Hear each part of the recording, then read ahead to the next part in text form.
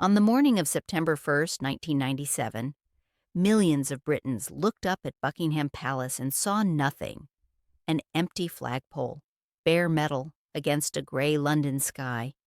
And in that absence, in that simple piece of nothing, the oldest continuous monarchy in Europe began to crack. Diana, Princess of Wales, had been dead for less than 24 hours. The nation was drowning in grief. Flowers were already piling up at Kensington Palace. Television networks had suspended normal programming. And above the official residence of the British sovereign, where a flag should have been flying at half-mast, there was nothing, just an empty pole. What the public didn't know was that the palace was following every rule correctly. What the public didn't care about was that the rules existed for reasons that predated America as a country. What the public saw was cold, indifferent, insulting to the memory of a woman they had loved. And within 72 hours, that empty pole would force Queen Elizabeth II to do something no British monarch had done in 1,000 years: break tradition to survive. This is the story of how a piece of cloth that wasn't there nearly ended the monarchy. The summer of 1997 had been unusually warm across Britain. By late August, Queen Elizabeth had retreated to Balmoral Castle in the Scottish Highlands, as she did every year. 50,000 acres of grouse moors and pine forests, privacy, tradition, the unchanging rhythms of aristocratic country life that had sustained her for 45 years on the throne. With her were her grandchildren, Princes William and Harry, who had arrived to spend the final weeks of summer before returning to school. Their presence was unremarkable, part of the annual calendar. No one could have anticipated that this remote Scottish estate would soon become the epicenter of a constitutional crisis. 500 miles to the south, Buckingham Palace stood largely empty. Above it, the flagpole was bare. This was correct. The royal standard, the personal banner of the sovereign, was the only flag permitted to fly above Buckingham Palace. It flew exclusively when the monarch was physically present within. When the Queen departed, the flag came down. This protocol had been observed without exception since 1837. More significantly, the royal standard was never, under any circumstances, to be flown at half-mast. The reasoning was constitutional rather than emotional. The crown never dies. Individual monarchs pass, but sovereignty is continuous. It transfers instantaneously from the deceased to the heir. To lower the royal standard would be to suggest that the monarchy itself had diminished, a constitutional impossibility. When King Edward VII died in 1910, a royal standard was accidentally lowered to half-mast for several hours until the new King George V discovered the error and had it immediately raised. These weren't arbitrary preferences. They were load-bearing walls of constitutional monarchy. Remove them, and you don't have royalty anymore. You have celebrities. And on the night of August 30th, 1997, no one imagined that these ancient rules would matter to anyone but constitutional scholars. Just after midnight Paris time, Princess Diana and her companion Dodi Fayed left the Ritz Hotel in a Mercedes, pursued by paparazzi on motorcycles. The driver accelerated through the streets. At 12:23 in the morning, the car entered the Pont de l'Alma tunnel at high speed. It never came out intact. Early reports suggested Diana might survive. By 4 in the morning British time, the truth was undeniable. Diana, Princess of Wales, was dead at 36 years old. At Balmoral, the Queen and Prince Charles were awakened with the news. The immediate priority was the two boys, William and Harry, who were asleep in their beds at the castle. Charles reportedly insisted that they be allowed to sleep through the night, a few more hours of normalcy before their world collapsed. When they woke, their father walked with them between two of the secluded lodges on the estate and told them their mother was gone. William was 15. Harry was 12. William would later recall learning of his mother's death in the most unusual circumstances. Harry would describe feeling disbelief followed by a numbness that would persist for years. As dawn broke over Britain, something unprecedented began happening. Mourners started arriving at Kensington Palace, Diana's London residence, carrying flowers and handwritten notes. What started as a trickle became a flood. Hundreds turned to thousands. Thousands turned to tens of thousands. By Monday morning, the gates of Kensington Palace had disappeared beneath a sea of cellophane-wrapped bouquets, stuffed animals, photographs, and candles. Estimates would later suggest 10 to 15 tons of flowers were left at various London locations. 60 million individual blooms accumulated at Kensington Palace alone.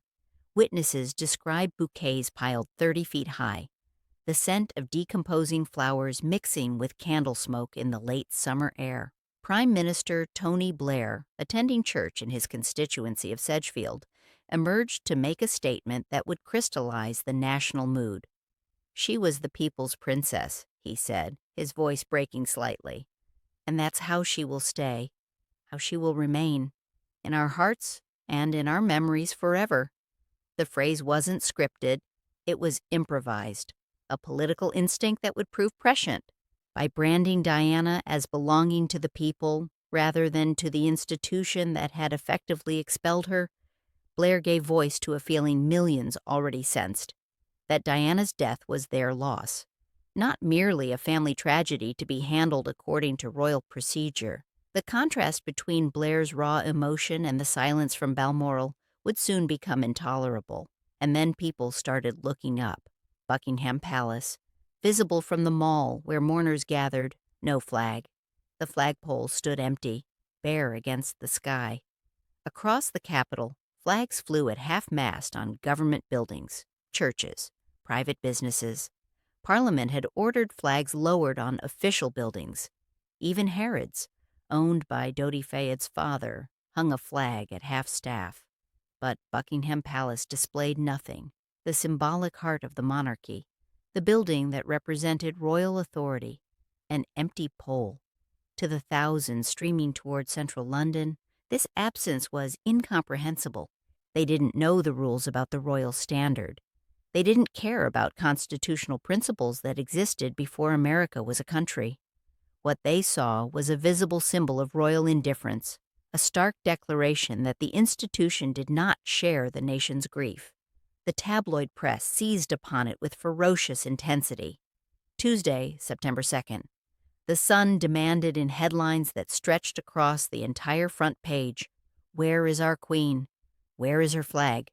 The Daily Mirror commanded, "Your people are suffering. Speak to us, ma'am." The Express ordered, "Show us you care." These weren't polite suggestions. They were direct attacks on the Queen personally, accusations of coldness and emotional failure that would have been unthinkable a week earlier.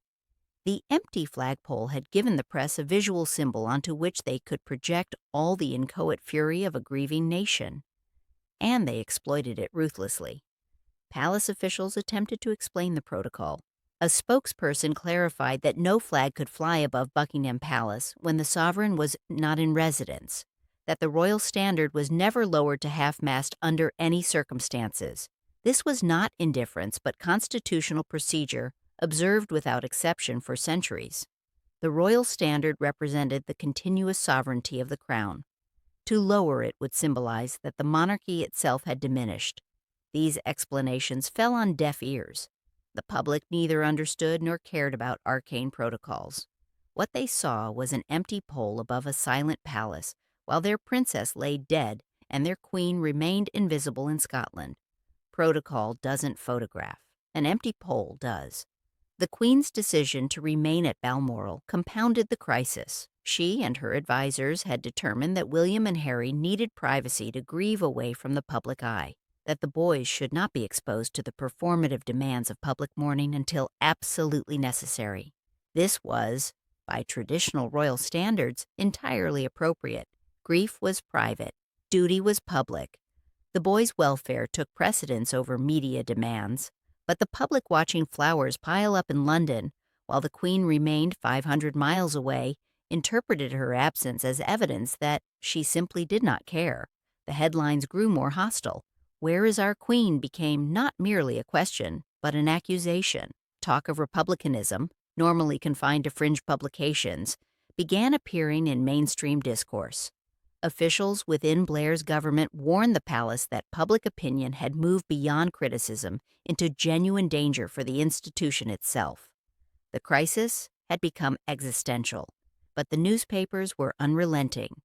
Headlines accused the royal family of a display of cold and heartless protocol and warned that the silent monarchy risked losing the nation's respect. The Queen faced an impossible choice. For 45 years, she had defined her monarchy by commitment to duty, service, the subordination of personal emotion to institutional responsibility. She did not make political statements. She did not respond to media pressure. She did not bend constitutional protocol to satisfy public sentiment. These were not arbitrary preferences. They were the foundations of her understanding of what it meant to be a constitutional monarch. Now her advisors were telling her that unless she abandoned those principles, unless she flew a flag that had never been flown, broke a rule that predated the Tudors, and appeared before the public as a grieving grandmother rather than a dignified sovereign, the institution she had spent her entire adult life serving might not survive the week. Buckingham Palace issued a statement announcing an unprecedented departure from centuries of protocol. The Union Jack would be flown at half-mast above Buckingham Palace on the day of Diana's funeral. This was not merely an adjustment. It was a fundamental violation of precedent. The Union Jack had never flown from Buckingham Palace. Only the Royal Standard was permitted. The Royal Standard had never been lowered to half-mast for any reason. By ordering both of these things, the Queen was effectively admitting that public opinion could force the Crown to bend. That protocol, however ancient and constitutionally sound, must yield to the emotional needs of the nation. The framing suggested a temporary, specific exception, but everyone understood what had actually happened. The monarchy was tearing up the protocol rulebook. The Queen returned to London on Friday, September 5th, a day earlier than originally planned. That evening, she delivered a live televised address from Buckingham Palace. Such broadcasts were typically reserved for Christmas Day and moments of supreme national significance. Her opening words signaled the personal register she intended to strike. "What I say to you now as your queen and as a grandmother, I say from my heart." She acknowledged the difficulty of expressing loss, the mixture of disbelief, incomprehension, anger that followed initial shock. She praised Diana directly, something she had rarely done publicly. She was an exceptional and gifted human being. In good times and bad, she never lost her capacity to smile and laugh, nor to inspire others with her warmth and kindness. I admired and respected her for her energy and commitment to others, and especially for her devotion to her two boys. Most significantly, she addressed the criticism directly. This week at Balmoral, we have all been trying to help William and Harry come to terms with the devastating loss that they and the rest of us have suffered. The Queen was explaining, even apologizing, acknowledging that the public had deserved more. The immediate crisis began to ease. When the funeral took place on Saturday, September 6th, at 12 noon precisely, Britain fell silent. Together, the country remembered. The Union Jack flew at half-mast above Buckingham Palace as promised, visible to the billions of people estimated to have watched the ceremony worldwide. Earl Spencer delivered a eulogy that included its own pointed criticism. A girl given the name of the ancient goddess of hunting was, in the end, the most hunted person of the modern age. But the flag had already conceded the essential point. The palace had not merely bent, it had broken. But here's the part of the story that almost nobody knows. The temporary exception announced that week became permanent policy. Within months, the palace formalized a new protocol. The Union Jack would henceforth fly above Buckingham Palace whenever the sovereign was not in residence. This flag, which had never been flown from the palace in all the centuries of its existence as a royal residence, now flew daily, a constant reminder of the week when public grief forced constitutional tradition to yield. Diana, stripped of her HRH title in her 1996 divorce settlement, had posthumously rewritten rules that predated her by centuries. The woman the palace had tried to distance, whose title they had stripped, whose public grieving they had resisted joining, she had permanently altered how the British monarchy signals loss. And then the final irony. the one that transforms this story from historical footnote to something approaching poetry. On September 8, 2022, Queen Elizabeth II died at Balmoral Castle, the very location where she had been when Diana died 25 years earlier. And when news reached London, the Union Jack flew at half-mast above Buckingham Palace. The protocol that Diana's death had created was being used to mourn the woman who had so reluctantly created it. The flag that had never flown before 1997 lowered to honor the Queen who had broken tradition to permit its flying. Every half-mast flag since Diana's funeral, for every national mourning occasion, exists because of what happened during those 72 hours in September 1997. The Queen spent 25 years living under a rule Diana forced her to make, a rule she had resisted until the very last moment, a rule that was only created because an empty flagpole nearly destroyed the monarchy. Diana had been stripped of her royal title. She died as a private citizen, but her death changed the visual language of the institution forever. And when the woman who had resisted flying that flag finally died, the flag flew for her, using Diana's precedent, following Diana's rule, because of Diana. The empty flagpole that almost ended the monarchy became, in the end, Diana's most enduring monument. Not the flowers that rotted at the palace gates, not the candles that burned out, but a permanent change in how the oldest continuous monarchy in Europe mourns its dead. The palace followed every rule correctly in 1997, and in following those rules, they nearly destroyed the institution the rules were meant to protect. Protocol, it turned out, was a servant of legitimacy, not its master. The monarchy survived not because it maintained tradition, but because it demonstrated the capacity to change when change became necessary.